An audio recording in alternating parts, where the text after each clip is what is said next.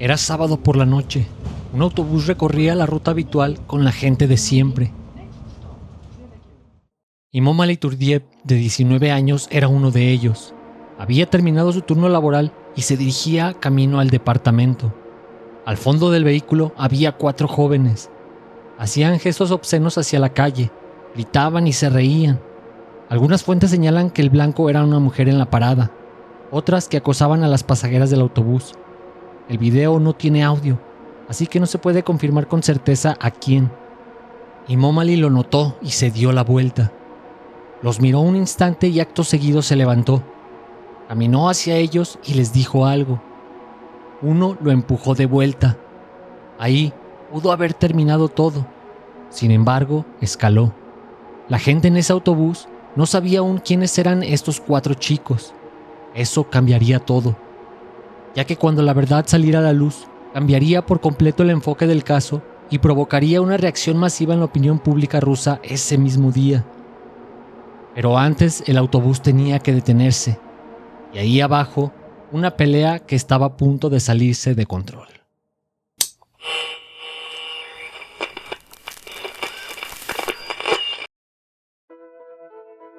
Imomali Turdiev había llegado a Rusia con planes en mente: trabajar arduamente para ahorrar y volver a su lugar de origen con suficiente dinero para casarse. Creció en Tayikistán. Su familia emigró a Kemevoro y de ahí él se movió solo a la región de Moscú, donde consiguió trabajo en un almacén de uno de los grandes marketplaces del país. Sin antecedentes penales, el chico de 19 años trató de construir su vida desde cero en un país que no era el suyo. Lo que hizo levantarse de ese asiento fue ver una situación que no pudo ignorar y tomar una decisión en cuestión de segundos. Ilya Polashev tenía 18 años y vivía en Electrostal. Estudiaba en un técnico, un centro de formación profesional postsecundaria en Rusia. Tenía una hermana menor. En la ciudad lo conocían como Kbaz.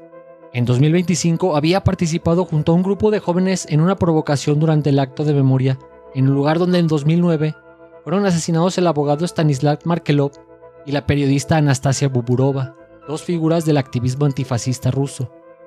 El proyecto Antifa.ru lo identificó públicamente por ese episodio. Esa noche iba en el autobús con 3 conocidos. Lo que hicieron hacia la calle quedó grabado.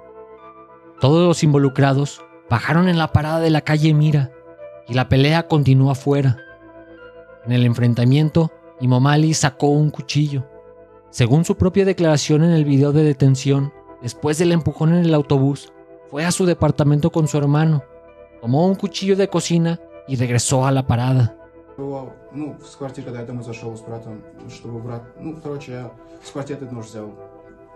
Le asestó a Ilya al menos 3 puñaladas en el cuello y el tronco.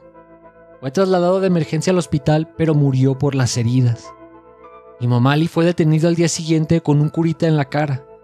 Ante la cámara, dijo que había estado en estado de shock y que no era consciente de lo que hacía.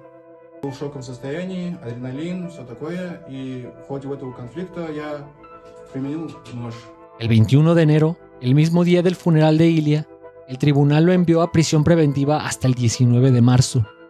Antes de que hubiera una investigación, ya había un veredicto. En cuestión de horas, el caso se partió en 2 versiones que corrían en paralelo por las redes rusas. La primera, un joven tayiko que había defendido a una mujer de un grupo de neonazis y estaba preso por eso. La segunda, los medios lo estaban convirtiendo en héroe para ocultar que era un migrante que había matado a un ruso.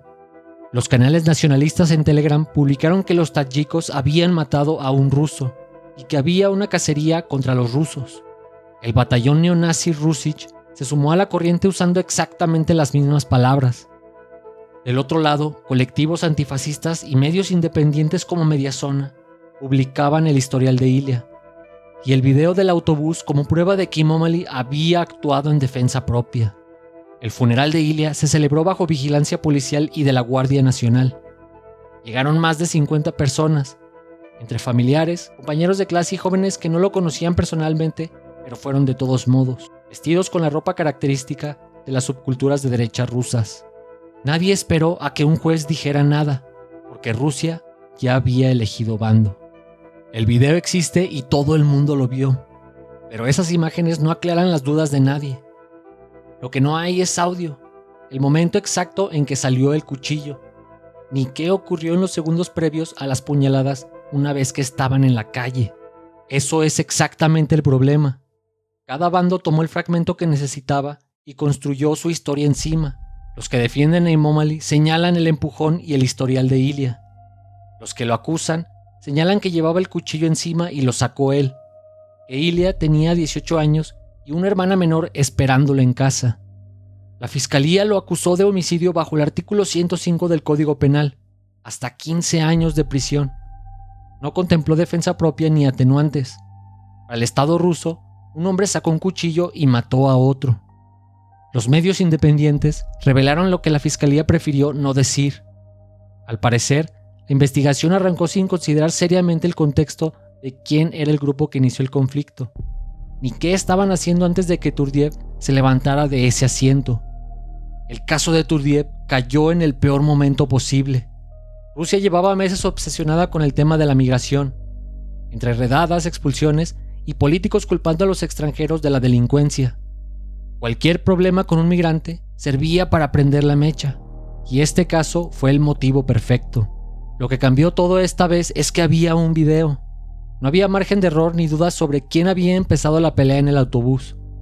Eso les arruinó el discurso de siempre y obligó a cada bando a torcer las mismas imágenes para intentar llevar agua a su molino. Los políticos nacionalistas usaron la muerte de Ilia para exigir más restricciones a la migración. Los activistas usaron el arresto de Immomaly para señalar que el sistema judicial ruso aplicaba criterios distintos dependiendo del origen del acusado. A ninguno de los dos bandos le importó quiénes eran de verdad Ilia o Immomaly, ni su pasado ni sus familias.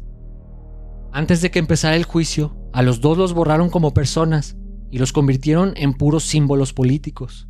Y detrás de ese ruido político, el saldo real es este.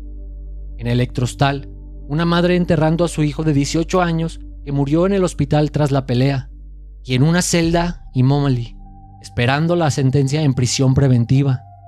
Llegó a Rusia a trabajar y ahora enfrenta una condena por un homicidio que comenzó con una pequeña discusión en una parada de autobús. El juicio de Immomaly Turdiev no ha concluido. La investigación sigue en curso. Lo que sí está documentado es esto. El Comité de Investigación de la región de Moscú confirmó que Turdiev asestó al menos 3 puñaladas a Ilia en el cuello y el tronco. Que el cuchillo lo tomó de su departamento después de la pelea en el autobús. No lo llevaba consigo al subir. Fue a buscarlo tras el empujón. No tenía antecedentes penales previos y al momento de su detención presentaba lesiones visibles en el rostro. Lo que sí quedó claro desde el principio es que el sistema judicial ruso no esperó el juicio para tomar una posición. La acusación fue directa, sin considerar el contexto del conflicto. 2 meses de prisión preventiva mientras la investigación avanzaba. Afuera, Rusia seguía peleando su propia guerra sobre el caso. Una que no tenía que ver con los 2 chicos, sino con todo lo que ambos representaban para un país que llevaba años acumulando tensiones. La verdadera interrogante para dar paso a un mejor cierre es qué pasó exactamente en esa parada de la calle Mira entre el momento en que bajaron del autobús y el momento en que salió el cuchillo. Hasta el momento, y puede que nunca, haya una respuesta certera. Lo que sí tiene respuesta es cómo Rusia llevó todo esto. Con velocidad, cada bando construyendo su versión en las primeras horas y defendiéndola después sin importar lo que fuera apareciendo. El chico se movió en ese autobús porque vio algo que lo hizo reaccionar. El problema viene después, y ahí es donde entra el debate sobre si la respuesta fue proporcional. Determinar si se pasó de la raya, si se defendió o si los tribunales están juzgando el crimen o su pasaporte, es la tarea que le queda a la justicia. Aunque en Rusia, para cuando el juez hable, la mayoría ya habrá dejado de escuchar.